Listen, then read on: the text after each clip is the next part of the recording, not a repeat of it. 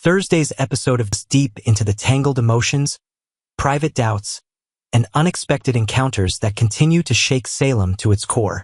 As spring blossoms outside, inside the town square and within hospital walls, hearts are breaking, alliances are shifting, and old flames threaten to reignite, all under the guise of a seemingly simple hospital fundraiser. EJ's return and the storm he can't remember. The once powerful and commanding EJ is no longer the pillar of strength many remember. Awake, but foggy and vulnerable, EJ finds himself surrounded by people who claim to care, though each seems to have their own reasons for doing so. His first visitor is Kayla, ever the nurturing physician and guardian of secrets. She enters his room with a calm presence, checking his vitals and offering him the clinical care he requires. But beneath that professional demeanor lies a storm of concern. Kayla knows more than she's letting on, and EJ, though weakened, senses it. His questions are hesitant, uncertain. "Who did this to me?" he asks, not in anger, but in quiet desperation. The answer doesn't come. Then JJ walks in. The young man is no longer the hot-headed youth of yesteryear. He's older, a bit wiser, but still driven by emotions that often get the better of him.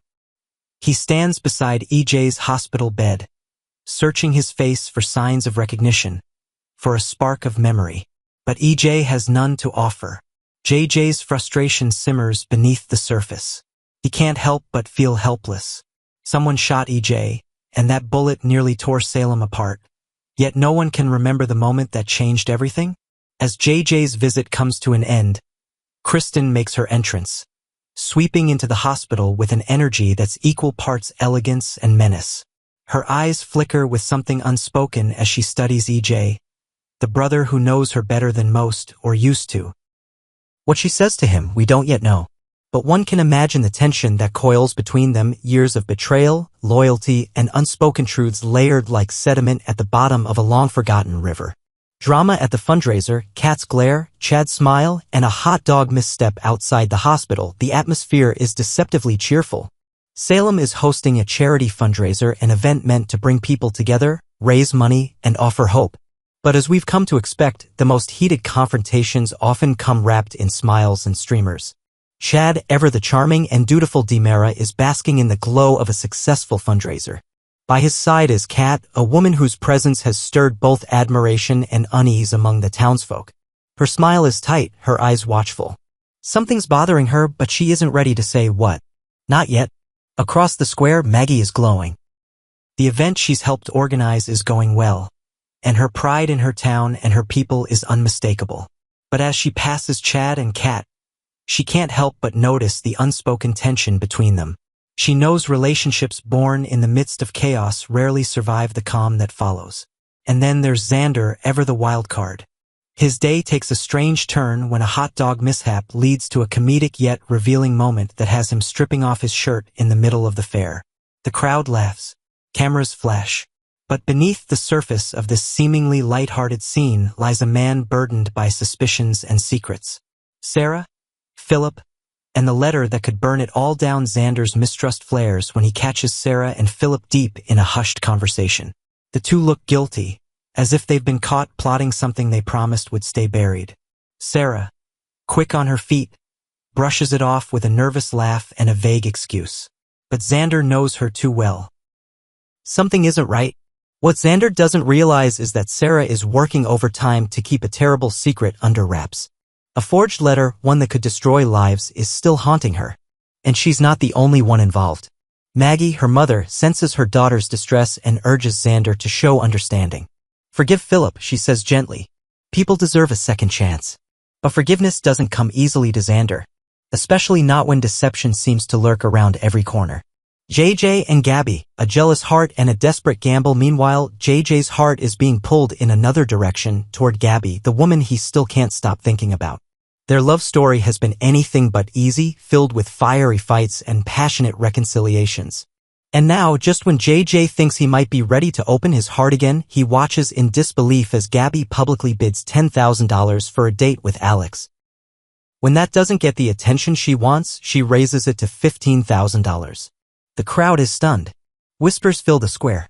Some see it as generosity. After all, the money goes to the hospital.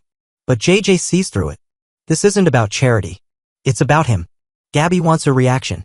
And JJ is ready to give her one.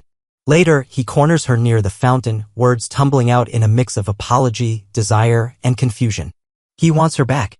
He wants to forget the past, his accusations, her pride, and start again. But Gabby, ever the master of self-preservation, isn't sure she's ready to take that risk.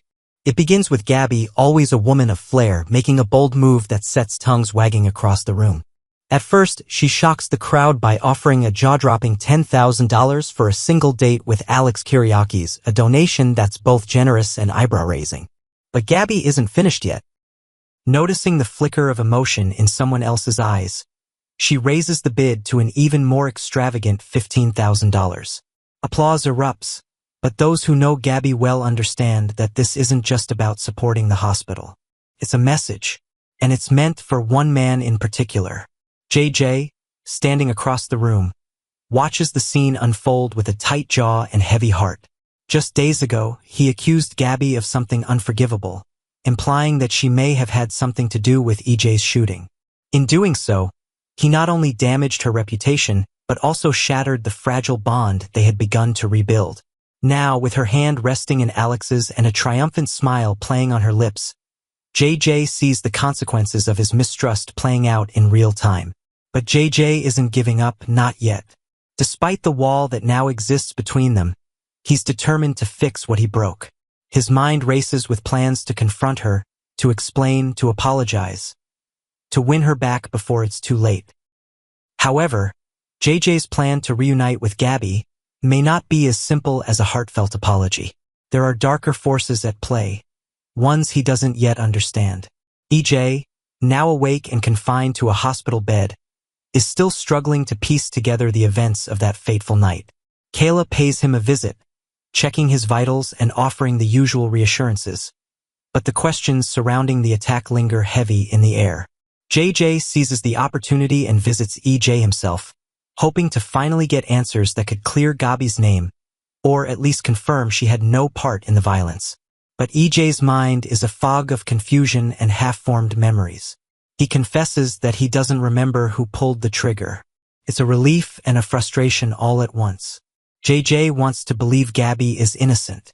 He needs to believe it, but the uncertainty leaves a crack of doubt that he struggles to close. Adding to the tension is Susan, who visits EJ shortly after. Her psychic intuitions begin to stir, and she senses that Gabby may have been present at the DeMera mansion that night.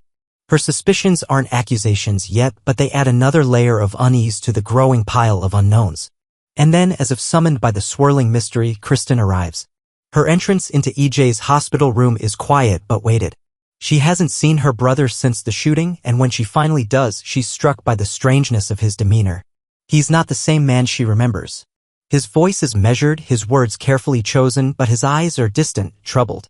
Something about the way he speaks, the slight hesitation in his tone, raises red flags in Kristen's mind. She begins to suspect that EJ might be hiding something. And perhaps he is. There are whispers that the shooter might not be who everyone thinks. Some clues suggest that Rachel, Kristen's young daughter, may have been involved in the shooting, however unbelievable that sounds. EJ's fractured memories seem to brush up against a truth too painful to admit. Could he be protecting someone? Could Rachel, innocent on the surface, have been caught in a moment of emotional confusion or manipulation? As these questions swirl around Salem, one young girl is about to step fully into the spotlight.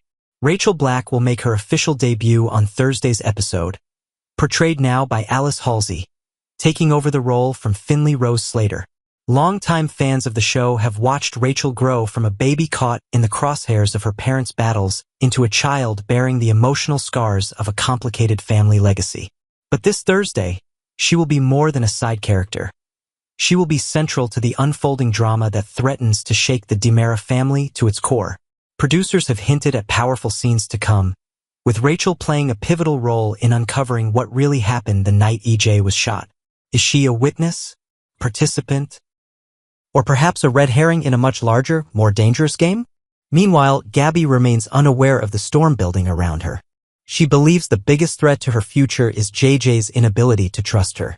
But if EJ begins to remember more, and if Susan or Kristen start to piece together the truth, Gabby could find herself at the center of a scandal that no date with Alex, no matter how glamorous, can erase.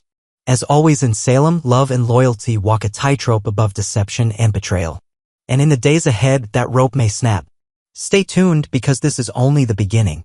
Hearts will break, truths will surface, and the shadows of the past may yet pull some of Salem's most beloved into the darkness once more.